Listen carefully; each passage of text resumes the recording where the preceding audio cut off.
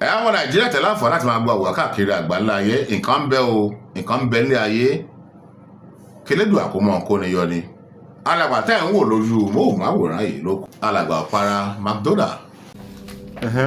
I swear with my life that is only sex that I had with him. With who? Chiagozie. Tí wọ́n jẹ́ aláṣẹ apàṣẹ ọ̀gá yányá fún ilé ìtura kan tí ó ń jẹ́ Living Empire Hotel tí ń bẹ l'Éjìgbò nípínlẹ̀ Èkó. Ní tí àwọn yàn láàyò iṣẹ́ ibi táwọn gbé lọ náà ni pé kí wọ́n máa mú àwọn ọmọ kéékèèké tó jọ́kùnrin, àwọn ọmọ kéékèèké tí wọn ò tí ì bàlágà bí àwọn ọmọ 15, 14, 16, 17 kí wọ́n sì máa bá wọn lájọṣepọ̀. Ìbáṣepọ̀ láàrin ọkùnrin sọ́kùnrin tó lòdì tí ó fi òfàyè gbà, tí ò fi kòrò ojú sí lórílẹ̀-èdè Nàìjíríà. Wọn ò mọ̀ bóyá ó ń ṣẹlẹ̀ ń bò mí, bóyá wọ́n ń fàyè gbà láwọn ìlú èmi ò mọ̀, ṣùgbọ́n lórílẹ̀-èdè Nàìjíríà tá a wà yìí òfin kòrò ojú sí. Alàgbà ọ̀pára McDonald Living Empire Hotel l'Éjìgbò nípínlẹ̀ Èkó. Ọmọkùnrin kan tí ọwọ́ alàgbà Etun bà, ọmọ 16 years, káàkì AIG Assistant Inspector General of Police Zone 2 Command Headquarter ní Oníkàlẹ́kọ̀ọ́. Káàkì AIG tó wà ní Zone 2 lóníkàn nípínlẹ̀ Èkó fún iṣẹ́ takuntakun tí wọ́n ṣe. Torí wípé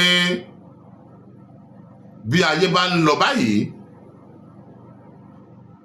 báwo ẹ̀dá dárí horun, bí ọba hùwà kò tọ́ tí ó kìí sẹ́ni tí ó mọ̀ ń dá wọn lọ́wọ́ kọ́, ìwà àbàjẹ́ ó mọ̀ gbilẹ̀ sí láàrin wa ni. Alàgbà tó kọ rẹ̀ ń jẹ́ ọ̀pára McDonald tó jẹ́ chairman and managing director fún ilé ìtura tá a sọ pé ń bẹ l'Éjìgbò yìí. Ọmọkùnrin tí alàgbà yìí rè mọ́ra ṣe ló jẹ́ ọ̀rẹ́ ìkan lára àwọn òṣìṣẹ́ ilé ìtura yìí. Tẹ̀ pé bí àìka kan òun mọ̀ ló ń wọ̀ ọ̀rẹ́ rẹ̀ mọ̀ ló ń kí ọ̀rẹ́ rẹ̀ ń bẹ̀ pé kú iṣẹ́ ń bẹ̀ wọn o. Ta ló wá mà? Bóyá àwọn ọmọ kéékèèké àbí àwọn tó parí secondary school tí wọ́n wò pé kí làwọn lè ṣe. Sáà ní jalè, sì ní ìwà kòtò láwùjọ. Ẹja wà kankan ká máa fi pàwọ́dà ká máa ṣe kó tó di pé again admission sí yunifásitì. Nǹkan kan tí wọ́n ń gbé irú àwọn ọmọ yìí lọ ṣiṣẹ́ oṣù, lọ ṣiṣẹ́ káàkiri nù. Ọmọkùnrin yìí gẹ́gẹ́ bí n tá a gbọ́ àsì ń bẹ̀ o ni pé ọ̀rẹ́ rẹ̀ kan ní mo ló ń kí lè tura tí ó jẹ́ ti alàgbà ọ̀pára McDonald yìí. Ilé ìtura wọn ń bẹ l'Éjìgbò nípínlẹ̀ Èkó. Ó sì mú ọmọkùnrin, ó rè é mọ́ra, òun ò ní dákọ̀ ọmọkùnrin, ọmọ kékeré òun ò ní dákọ̀ rẹ̀. Ó rè é mọ́ra, ó gbé sínú ọkọ̀, ó gbé lọ́nà ilé. Ó bẹ̀rẹ̀ sí ní bá ṣe yùnkẹ́yùnkẹ́. Ó ń bá ṣe yùnkẹ́yùnkẹ́ látẹ̀yìn. Kábíyèsí Elédùmarè, kábíyèsí ọba tí kìí lé ní kó tó mú ni, kábíyèsí múnimúni tẹ́nìkan kan ò ní rí mú níláyé panipani tẹ́nìkan kan ò ní rí pa. Lẹ́yìn tó ṣọmọ yìí ń ṣàkà tán, bóyá tún wá ní èròǹgbà míì tó máa ń lu àwọn ọmọ yìí fún tọ̀ Elédùà nìkan ló mọ̀, torí pé oníkùn ló mọ̀ ká ní tójú wa ọba tó ká má wí. Àwọn ìwà ìbàjẹ́, ìwà ìkà báyìí àwọn kan máa ṣe fún pleasure, àwọn kan sì mọ̀ ṣe torí pé iṣẹ́ ibi tí ń bẹ lọ́wọ́ wọn. Bó lórí orú géńdé ọkùnrin, àgbàlagbà ọkùnrin bẹ́ẹ̀ yóò ṣe mọ kí ọmọkùnrin ọmọ 16 years mọ́lẹ̀ tí ó mọ̀ rìn mọ́lẹ̀ tó mọ̀ bá wọn ṣe yùkẹ́yùkẹ́. Mo bá bọ́dàràn lẹ́ẹ̀kan yóò pòun ò wá rí. Bó bá bá ọ̀daràn lẹ́ẹ̀kan yóò pé àkọ́kọ́ òun leléyìí. Yorùbá sì pé béèyàn bá jalè lẹ́ẹ̀kan kó padà kó dàrá borí aṣọ olè náà ló sì dàgbòrà. AIG tó wà ní zone 2 command ní zone 2 command headquarter ní oníkan lẹ́kọ̀ọ́, kudos to you sir. John pé àwọn ọmọ yìí ló bẹ̀rẹ̀ sí ní competition pétọ́ èyí tí alàgbà yìí sọ fọ́mọ yìí lẹ́yìn tó bá ṣe yùnkẹ́yùnkẹ́ tán látẹ̀yìn ó fún ní mílíkì kan pé kó gbà kó la, ó sì fún ní 5,000 owó ìpè kó gbà kó fi yùn ṣara rìndín látàrí wípé òun bá ṣe yùnkẹ́yùnkẹ́. Ìkìlọ̀ tó wá fún ọmọ yìí ni pé ẹnìkan ò gbọ́dọ̀ gbọ́, ẹnìkan ò gbọ́dọ̀ mọ̀. Ǹjọ́ tó bá lanu tó bá wí fún èèyàn kan yálà ìyá àbí bàbá àbí ọ̀rẹ́ kan ló wí fún, ìjọ náà ní kú pa o. Ó dá ẹ̀rù sínú ọmọ kékeré jòjòló yìí àbí ọmọ 16 years ṣé ìyún ṣọwọ́ kékeré jòjòló. Ọmọ Mbadélé ó pè ìyá rẹ̀, ó ṣàlàyé fún ìyá rẹ̀ pé màmá mi báyìí lójú mi rí o, báyìí ní nǹkan tí wọ́n bá ń ṣe. Ìyá ọmọ ló bẹ̀rẹ̀ ló competition nígbàtí AIG ní zone 2 ló ní kàlẹ́kọ̀ọ́ táwọn rí àwọn bá pé èmi nìkan kan òun ó gbọ́ lé èmi kankan òun ó rè léyìí. Gẹ́gẹ́ bí petition yìí ẹ gbọ́dọ̀ ṣiṣẹ́ lórí ní kíákíá kan máa ń wéré. Lẹ́sẹ̀kẹsẹ̀ wọ́n bẹ̀rẹ̀ sí ní wá alàgbà yìí. Nígbà àwọn rí tọ́rọ̀ bu ẹ̀kẹ́ ní wọ́n discover pé láti hòtẹ́ẹ̀lì tí ó jẹ́ ti alàgbà yìí tó ti gbé ọmọ yìí Èjìgbò, ilé rẹ̀ tí ń bẹ ní nọ́mbà 4B Ọ̀ṣọ́bà Street, Akówọnjọ Lẹ́gbẹ́dá lẹ́kọ̀ọ́, ibẹ̀ ló gbé ọmọ yìí lọ. Inú mọ́tò rẹ̀ náà ló gbé ọmọ yìí sí tó fi gbé lọ sí ilé rẹ̀ tó bá ṣe yùnkẹ́yùnkẹ́. Lẹ́yìn tó bá ṣe yùnkẹ́yùnkẹ́ tán ló fún ní kinní kan pé kó mọ ọmú kó mọ ọlá bíi mílíkì bíi kinní kan. Lẹ́yìn tó fún níyìn tán ló fún ní 5,000 owó wípé gbà kò fi lè ṣàárẹ ni, ṣùgbọ́n ẹni tá a ṣe ìyẹn nìkan kan ò gbọ́dọ̀ gbọ́, ẹnìkan kan ò gbọ́dọ̀ mọ̀. Ṣé ẹ mọ̀ pé bí wọ́n ti mọ̀ ń bayé ọmọ wọn jẹ́ nù?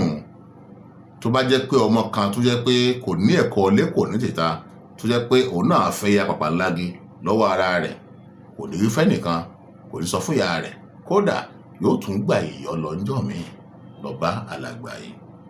Ẹ ṣọ́ra fáyé, ẹ ṣọ́ra fẹ́ èèyàn burú ìkàlẹ̀ èèyàn ayé tó tó fún un. Ayé ò ní ti gbé ọmọ mú wa o, ayé ò ní bà àwọn ọmọ wa láyé jẹ́. Ẹ mọ̀ kìlọ̀ fáwọn ọmọ yín, ẹ mọ̀ kìlọ̀ fáwọn ọmọ yín bí wọ́n bá rí nǹkan kí wọ́n mọ̀ wí nǹkan. Ẹnìkan ò ṣe é finú tán mọ́, ẹnìkan ò ṣe é fọkàn tán mọ́. Ayé burú ìkàlàwà èèyàn ayé tó tó fún un. Alàgbà yìí ti ń bẹ ń kolú àwọn ọlọ́pàá bí wọn bá tí ì taari rẹ̀ sí iwájú òfin kó ti mọ ọjọ́ là ń bá pa níwájú òfin. Ilé ayé burú ìkàlẹ̀ èèyàn, ẹ ṣọ́ra. Ní tá a fi máwọn ètò ìwà ni pé kẹ́lẹ̀ mọ̀ gbọ́ kẹfì mọ̀ ṣòdiwọ̀n ayé yín, ẹ mọ̀ play rẹ̀ fáwọn ọmọ yín, àwọn ọmọ kéékèèké, àwọn ọmọ jèṣin, àwọn tó ṣẹ̀ṣẹ̀ ń jí bọ̀ níjìmjà ayé wọn, ẹ mọ̀ jẹ́ kí wọ́n máa rí wa wò kán máa gbọ́, wọ́n lè fi mọ̀ ṣòdiwọ̀n ayé wọn. Kí wọ́n lè fi mọ̀ ṣòdiwọ̀n ayé wọn ká lè mọ̀ wípé ilé ayé burú, ilé ayé gbẹgẹ́ ìkàlẹ̀ èèyàn.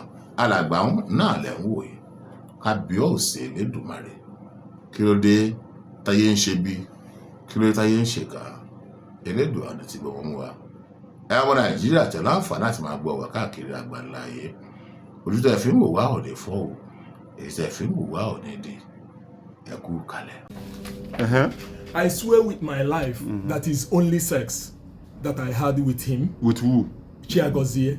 That I never use him for any ritual. I swear in the name of my late parents that are on the grave.